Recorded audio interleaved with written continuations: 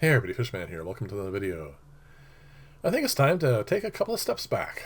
When I first started making in-tank planters for terrestrial plants, they were really quite simple things. They were just boxes that sat in the aquarium, usually hanging off the back, and what I would do is take whatever filtration system was on the tank and have part of it go into this. Usually it was a hob, and I would just use the outflow for it and have the side of the box just tuck underneath it a little bit, and that would supply water to this, and then I filled it with gravel and planted my plants in that, and they did really well. Even there's a number of them I did for clients, and they made it through what we've been through now, 3 lockdowns, and they are still doing just fine. Sometime along this process, I decided that I wanted to experiment a little bit more with them and try putting soil in them and seeing how that would affect the aquarium as far as plant growth there. It actually worked really well. I mean, I ended up with way more plant growth than I wanted.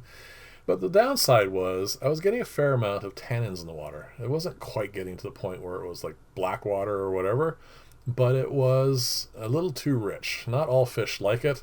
I wasn't having any issues with fish, but I could see that coming up, and I really did want to avoid that. So I started using those planter pots I was doing with just gravel, and then of course, they're not getting as much water from the aquarium as they needed. They were kind of getting nutrient deficient, and in some cases they just weren't getting enough water at all.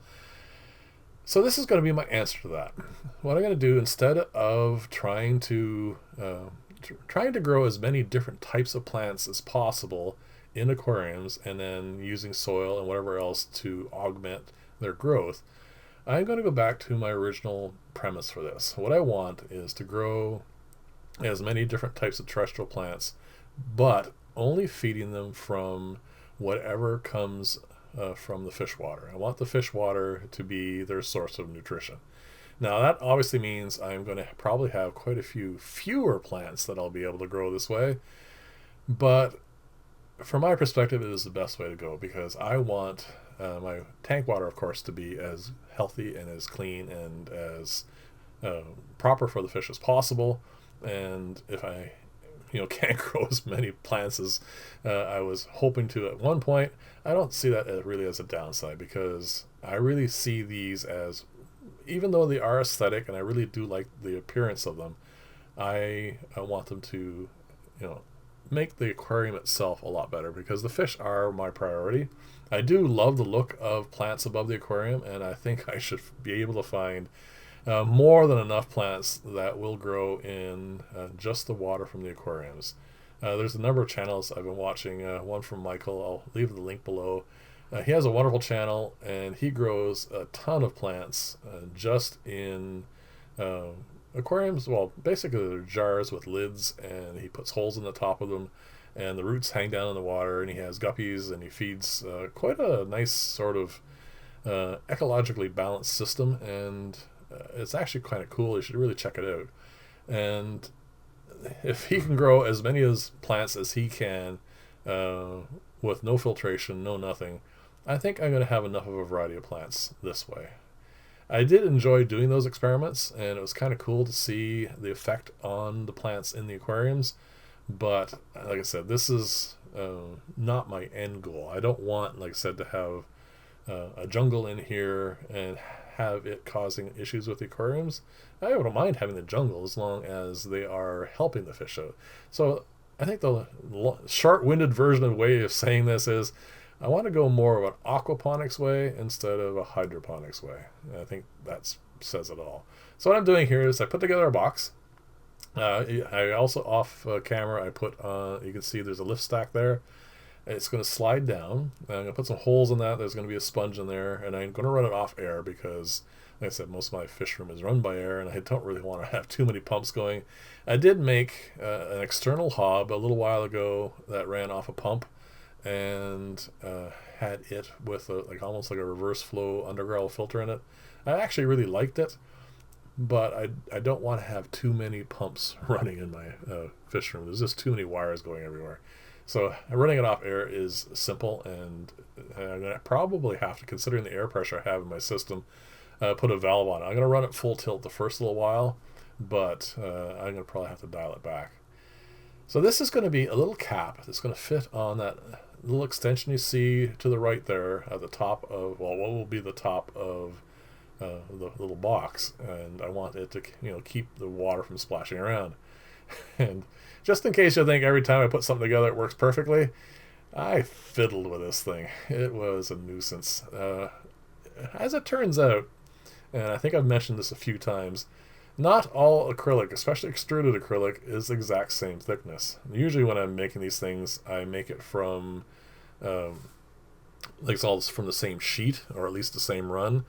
But what I've been doing a lot lately is, this is the new workbench I have, and I've put some drawers in it, and I have a lot of offcuts in there. So one of the offcuts, the one I'm using to measure this, was just a little bit thinner than the rest of it, and it wasn't working out properly.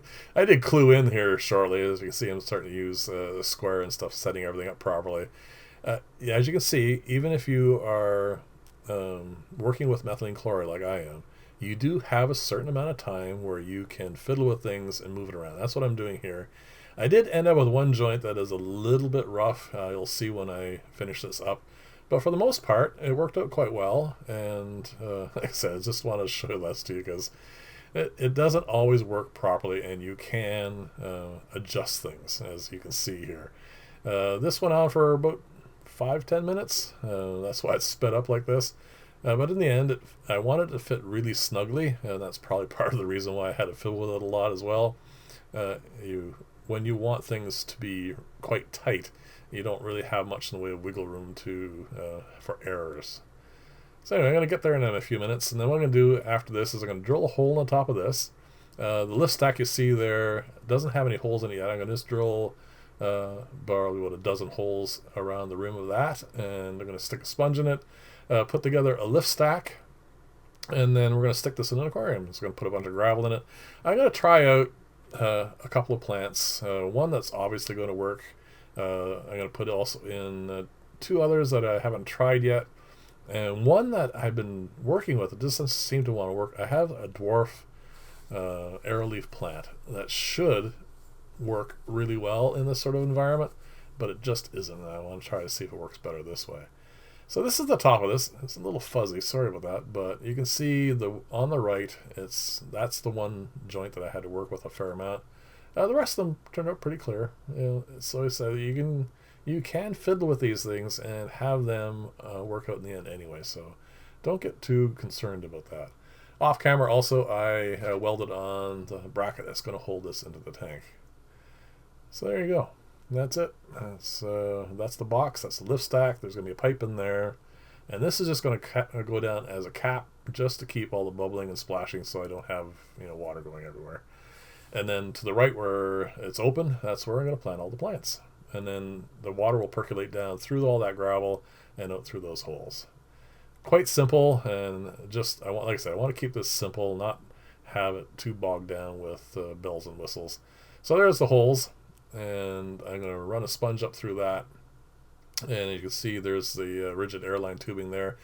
I made this a little bit of a friction fit. It doesn't need to be, just for that last little bit, just so it stays upright. And then of course, because it's right up against the side of the box, that will also help keep it straight.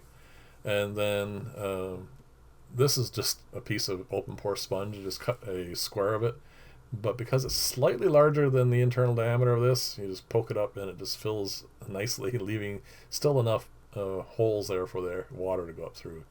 And that's, like I said, I want to keep this simple. And it's going to go on my baby rainbow tank, because that's the one I have the most space in right now. And I definitely didn't want any of them sucked up into this thing. So this should work, and like I said, it's one of those things that worked really well during all those lockdowns, so I think we should be fine. So again, it's going to be a quick look at this sitting here, and like I said, it's a simple style, and the nice thing about simple is they usually work. So I'm going to put a few plants in it, as I said. I'm going to go with, let's see what I've got in here. Yes, the Wandering Jew I haven't done before, but I have no issues with that. I think it's going to grow quite well. I have a spider plant in there. I don't think that's going to do well. I have a little piece of a Christmas cactus. I don't think that's going to do well. But the little speckly plant, I've seen that a few places, and it seems to do well in the aquarium, so I'm going to see how well that does in here. And of course the arrowleaf plant. So those are my first test ones, and the ones that do well, I'll move out into additional ones of these, and I'll keep this one here as my test. And like I said, it's keeping it simple, and I want these to make my water in the aquarium better, not the other way around. So if you have comments, definitely let me know below. Let me know what you think of this, and as always, thank you very much for watching. I'll see you in the next video, and bye for now.